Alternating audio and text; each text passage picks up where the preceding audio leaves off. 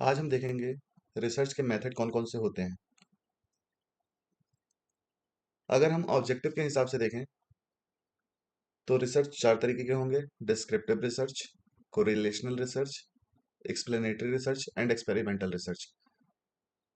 अगर एप्लीकेशन के हिसाब से देखें तो तीन तरह के होंगे: फंडामेंटल, अप्लाइड एंड एक्शन। अगर लॉजिक के बेस पे देखें तो रिसर्च दो तरीके के होंगे: डिडक्टिव और इंडक्टिव। अगर प्रोसेस के हिसाब से देखें तो रिसर्च तीन तरह के होंगे: क्वांटिटेटिव, क्वालिटेटिव और इन दोनों का मिक्सचर मिक्स्ड रिसर्च। अगर इंक्वायरी के बेस पे देखें तो रिसर्च दो तरीके के होंगे: स्ट्रक्चर्ड एंड अनस्ट्रक्चर्ड। अगर कॉन्सेप्ट के हिसाब से देखें तो रिसर्च दो तरीके के होंगे: कॉन्सेप्चुअल एंड एम्पेरिकल। ठीक है। ऑब्जेक्टिव के बेस पे रिसर्च को चार टाइप्स में डिवाइड किया गया है, जो कि है descriptive, correlational, explanatory and experimental. Short में इसको हम समझ लेते हैं तो डिस्क्रिप्टिव रिसर्च में हम करंट सिचुएशन, इवेंट और स्टेटस को बिना अल्टर के डिस्क्राइब करते हैं। कोरिलेशनल रिसर्च में हम दो या दो से ज्यादा वेरिएबल के बीच में रिलेशनशिप या एसोसिएशन फाइंड करते हैं। एक्सप्लेनेटरी रिसर्च में हम कॉज और वाई फैक्टर को ढूंढते हैं। और एक्सपेरिमेंटल रिसर्च में हम वेरिएबल को मैनिपुलेट करके कंट्रोल कंडीशन में उसका कैजुअल रिलेशनशिप पता करते हैं या टेस्ट करते हैं। अब इसको ब्रॉडली हम समझ लेते हैं। जैसे कि हम नाम से ही देख पा रहे हैं कि रिसर्च का काम है डिस्क्राइब करना, यानी किसी भी सिचुएशन, इवेंट या इंस्टीट्यूशन का जो हालचाल उस वक्त है उसको डिटेल में समझना। इसका मेन फोकस होता है कि क्या हो रहा है। ठीक है। एग्जाम्पल अगर हम देखें तो इंडिया के अलग अलग राज्यों में किस टाइप की क्रॉप उगाई जा रही है और उसके लिए जो डेटा इकट्ठा किया जाएगा उस प्रोसेस को डिस्क्रिप्टिव रिसर्च कहते हैं। डिस्क्रिप्टिव रिसर्च उन सवालों का जवाब देता है जो बेसिक पिलर हैं रिसर्च के, जैसे कि who, what, where, when and how. लेकिन ध्यान रहे कि ये रिसर्च वाई का आंसर नहीं देता है, मतलब ये किसी कारण का पता नहीं लगाता है। उसके लिए हमें एक्सप्लेनेटरी या कैजुअल रिसर्च करनी पड़ती है। ठीक है। ये research mainly quantitative research method पे काम करता है, पर ये सिर्फ क्वांटिटेटिव रिसर्च तक ही लिमिटेड नहीं रहता। इसमें हम क्वालिटेटिव और मिक्स्ड मेथड का भी यूज कर सकते हैं अगर सिचुएशन डिमांड करती है तो। मतलब नंबर्स के थ्रू चीजों को हम समझ सकते हैं या तो उस सिचुएशन को हम डिटेल में डिस्क्राइब कर सकते हैं। यहाँ रिसर्चर सिर्फ ऑब्जर्व करता है, किसी चीज को मैनिपुलेट नहीं करता है। ये ध्यान देने वाली बात है। इसी वजह से इसको हम नॉन एक्सपेरिमेंटल रिसर्च भी बोलते हैं। इसमें हम दो तरीके से डेटा कलेक्ट करते हैं। पहला है सर्वे, दूसरा है फैक्ट फाइंडिंग इंक्वायरीज। सर्वे वो जहाँ पे लोगों से क्वेश्चनियर के थ्रू डेटा कलेक्ट किया जाता है, और फैक्ट फाइंडिंग इंक्वायरीज वो जिसमें पास्ट रिकॉर्ड्स या फील्ड ऑब्जर्वेशन से डेटा कलेक्ट किया जाता है। और हाँ, इसमें हम सिर्फ डेटा कलेक्ट नहीं करते हैं, उसको इंटरप्रेट भी करते हैं। डिस्क्रिप्टिव रिसर्च को अगर डेटा कलेक्शन के टाइम फ्रेम के बेस पर देखें तो वो दो कैटेगरी में बांटा जा सकता है। पहला होगा हमारा क्रॉस सेक्शनल स्टडी, दूसरा होगा longitudinal study. Cross sectional study में एक ही टाइम पे डेटा इकट्ठा करना होता है, जैसे कि एक सर्वे में फॉर्म भरवाना हो गया। और लॉन्गिट्यूडनल स्टडी में सेम लोगों से बार बार डेटा लेना होता है, जैसे कि स्कूल के स्टूडेंट की 5 साल तक परफॉर्मेंस ट्रैक करना हो गया। अगर हम एग्जाम्पल देखें इसमें तो जैसे मिनिस्ट्री ऑफ एग्रीकल्चर, ठीक है, चाहती है कि उन्हें पता चले इंडिया के हर स्टेट में किस टाइप की क्रॉप ग्रो हो रही है, तो ये डिस्क्रिप्टिव रिसर्च होगा, क्योंकि वो सिर्फ सिचुएशन को डिस्क्राइब करना चाहते हैं। अब दूसरा एग्जांपल हम देख लेते हैं। एक स्कूल प्रिंसिपल चाहता है कि उसके स्कूल का रिजल्ट कंपेयर हो सके डिस्ट्रिक्ट के दूसरे स्कूल के साथ, तो ये भी डिस्क्रिप्टिव रिसर्च का ही केस है। ठीक है। अब डिस्क्रिप्टिव रिसर्च के कुछ मेजर टाइप्स होते हैं, जिसमें पहला है survey studies, correlational studies, casual comparative studies. और इनके अलावा कुछ और टाइप्स भी होते हैं, जैसे x post facto research, historical research, exploratory research and analytical research. ये भी बेसिकली डिस्क्रिप्टिव ही होते हैं, लेकिन इनका स्पेसिफिक यूज केस होता है। ठीक है। अब हम पहला देख लेते हैं, सर्वे स्टडी। ये सबसे कॉमन फॉर्म है डिस्क्रिप्टिव रिसर्च का। कई बार लोग डिस्क्रिप्टिव रिसर्च को ही सर्वे रिसर्च बोल देते हैं, लेकिन ये गलत सिंप्लीफिकेशन है, क्योंकि survey is just one type under descriptive research. Survey का मेन पर्पस होता है एग्जिस्टिंग सिचुएशन को समझना, प्रॉब्लम डायग्नोज करना और उस बेसिस पर डिसीजन और प्लानिंग करना। एग्जाम्पल अगर हम देखें तो अगर एक स्कूल अपने स्टूडेंट के एकेडमिक परफॉर्मेंस के ऊपर सर्वे करता है ताकि फ्यूचर के लिए बेटर स्ट्रेटेजी बना सके, तो ये सर्वे रिसर्च है। सर्वे रिसर्च में रिसर्चर को सर्वे का क्लियर ऑब्जेक्टिव बनाना पड़ता है और डेटा उसी पर्पस के अकॉर्डिंग कलेक्ट करना होता है। दूसरा हमारा हो गया कोरिलेशनल स्टडी। जैसे नाम बताता है, कोरिलेशनल रिसर्च का फोकस होता है दो या उससे ज्यादा वेरिएबल के बीच में कोई रिलेशनशिप है या नहीं पता करना। इसका बेसिक ऑब्जेक्टिव होता है पता करना कि क्या एक चीज दूसरी चीज से जुड़ी हुई है, और अगर हाँ जुड़ी हुई है तो किस डायरेक्शन में जुड़ी हुई है।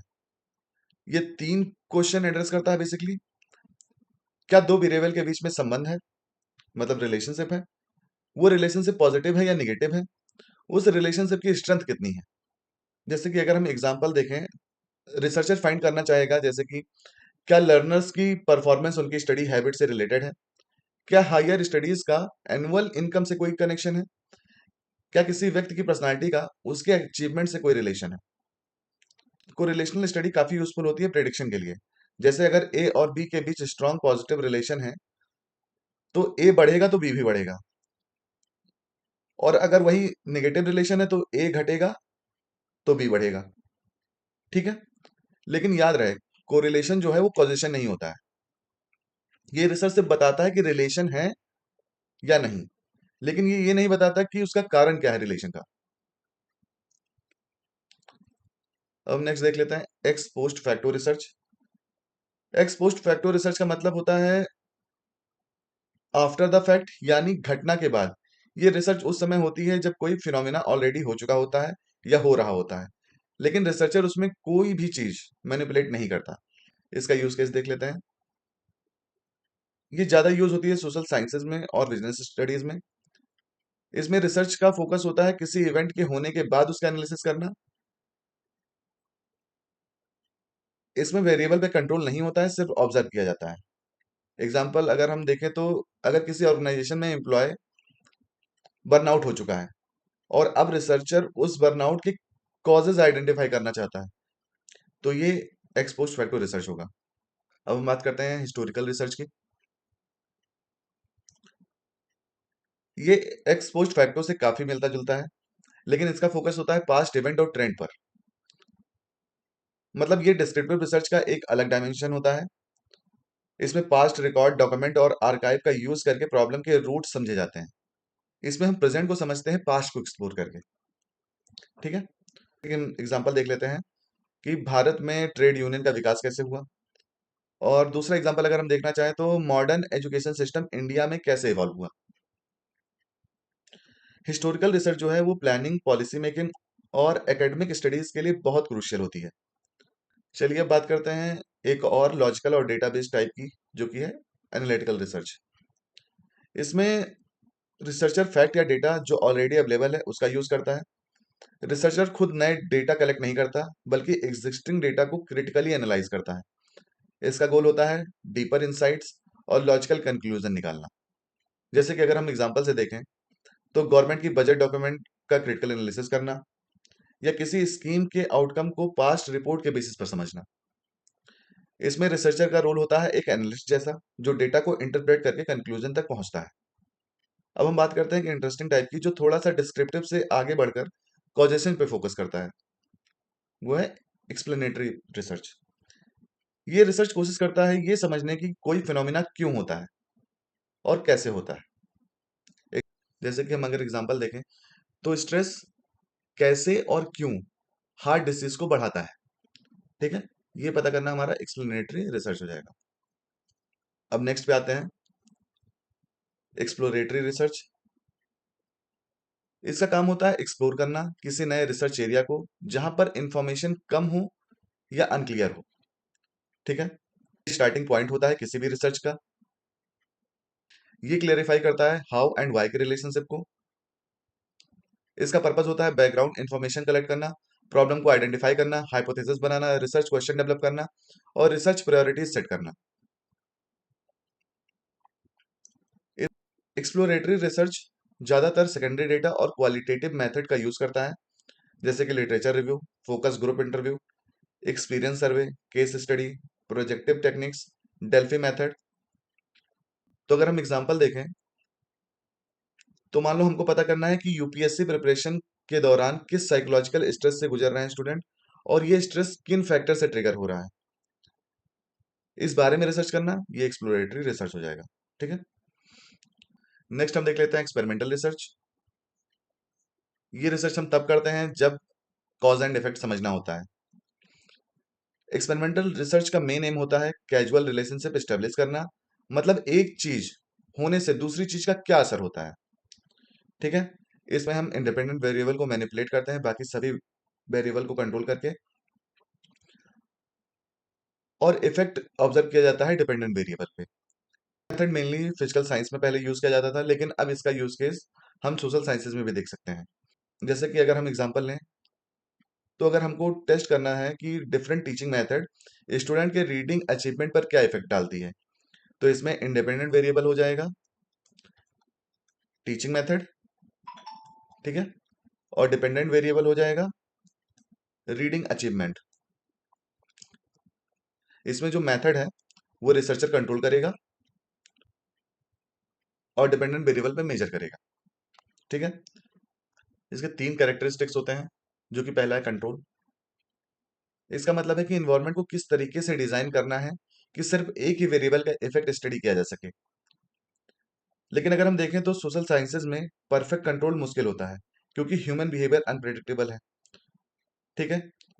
तो एग्जाम्पल अगर हम देखें, तो आप दो ग्रुप में मैथ का इफेक्ट टेस्ट कर रहे हैं, तो इंटेलिजेंस, मोटिवेशन और प्रायर नॉलेज, इन सब को कंट्रोल करना जरूरी होगा हमारे लिए। ठीक है। एक्सपेरिमेंटल रिसर्च के तीन कैरेक्टरिस्टिक्स होते हैं। पहला है कंट्रोल।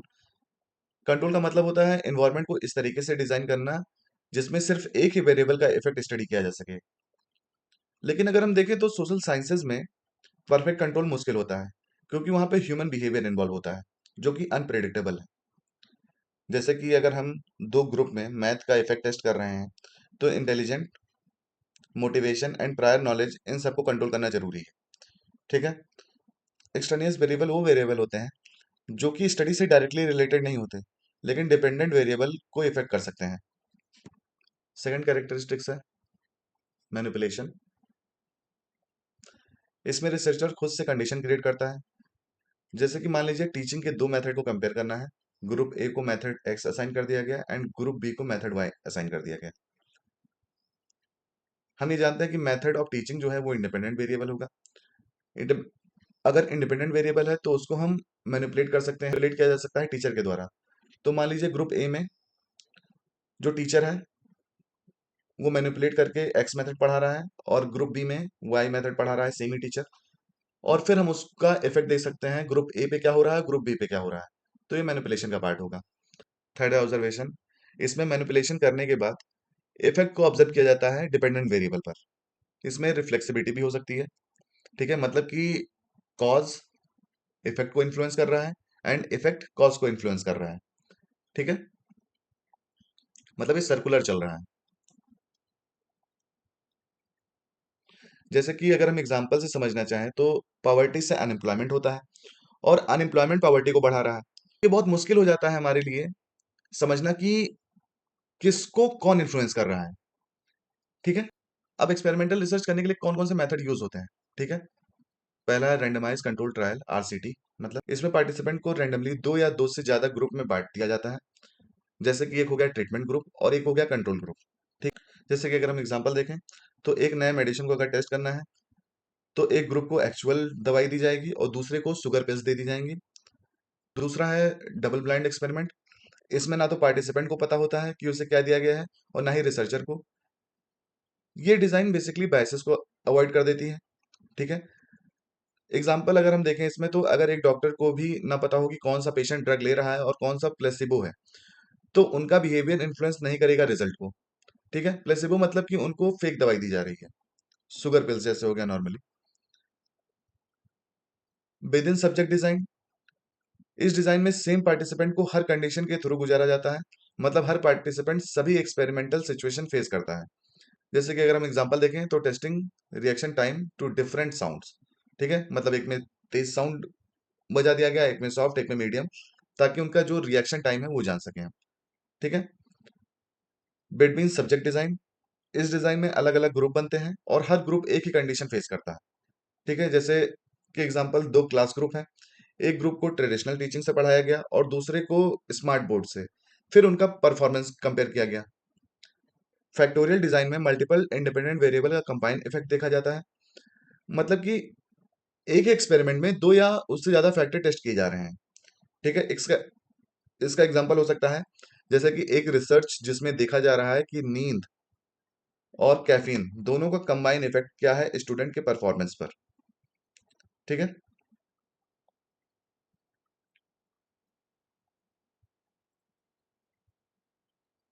Thank you.